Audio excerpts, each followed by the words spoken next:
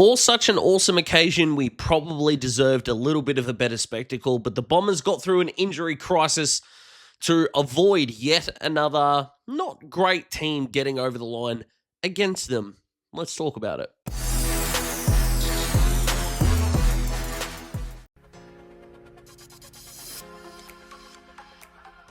Thank you to whoever's decision it was to make Angus Clark play this week, because he was the only reason this game was worth giving a damn about as a neutral in the first half. I thought it was weird when I saw his announcement video, so him calling his parents when he was like, yeah, Brad gave me a call. Now, maybe it's because they weren't at the club at the time when it happened. It just seemed a little strange that wouldn't happen in person, but hopefully there's extenuating circumstances around that. Other than that, though, he was a live wire in this game, which was fantastic. And what was sort of infuriating was that he won the 2K time trial, which he did. That's still true. And then it was, how is he getting so much space in the forward 50? How is he able to get out of the back of Hugo Ralphsmith? How is he able to get into these spots? And it was like aerobic capacity, open space. Just put your hands together. You'll figure this out, guys. It's because he can run. But other than that, congratulations, young man. That was awesome. Fantastic. So let's talk about the rest of the Bombers very quickly. It supremely sucks that so many Bombers' key tall players are injured. We can add Langford's quad and Zach Reed's hamstring to that list. How severe they are going to be is, of course, going to be a remain to be seen at the time of recording. I can't predict the future, guys, so if more comes out between you watching this and later on, well, go with that information, duh. But that really stinks. In terms of other positives for the Bombers, like their ball movement, no. Their inside 50s, no. But let's try not to keep the entire video negative, if we will. Archie Roberts is a gun. And I went back through for a potential video that I didn't end up doing, but I had Archie Roberts mocked at, I think, 26 or 29 in his draft year to West Coast. He ended up going in the 40s, I believe, or the 50s maybe, to the Bombers. So a pat on the back for recruiter Daz there, and a massive pat on the back to the Bombers. Archie, not only an awesome name, by the way. I do love Archie for a boy's name. I'm having a girl, though, and Archie is, of course, not going to be her name. But he was fantastic. Jai Caldwell coming back from injury was very good. And everyone else who you think was good in this game played well. Andy McGrath, the difference between Andy McGrath looking like an all-Australian caliber halfback flanker and sometimes when you go, how the hell was this guy a number one draft pick, is down to two very simple factors. One, is there any kind of pressure on him? And two, how far do you want him to kick the ball? Because if it's under 30 meters, supreme. You try to get him to kick 40 on the run, boy. But don't worry, he wasn't the only one that couldn't kick a fat guy in a street fight when it came to inside 50s. They had the vision of Ray Charles going forward to the ball for the majority of this game, the Bombers. My God.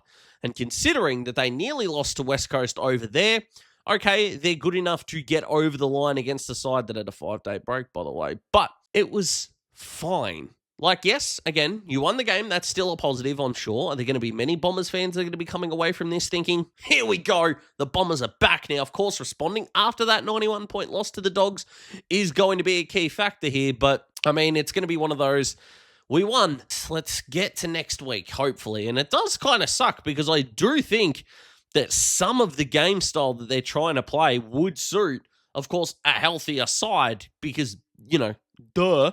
But the amount of times where they would take an intercept mark on the wing and not even look forward of the ball and just chip it sideways and backwards was just...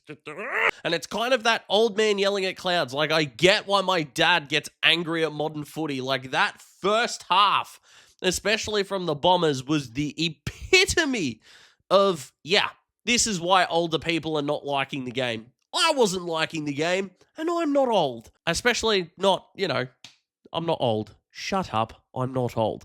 Anywho, that's pretty much it, I think, for the Bombers stuff. I talked about Angus Clark, Archie Roberts, all those guys. Why you dropped Sardale Hooley, I have no idea. Let's move on to the Tigers, I suppose. So again, there were some encouraging signs, some not so encouraging signs. So once again, Richmond had a quarter. So it was the second quarter in this case where they generated more than 8 forward half turnovers. And they did it against Hawthorn, and they did it against North in that second quarter as well.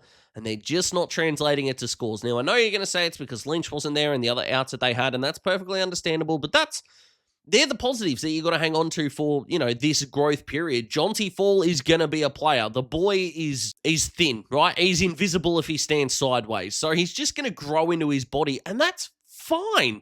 Once they get Harry Armstrong back in there, again, he's the same, even though he has got probably more of an AFL-ready body and shape for his position than Jonty does.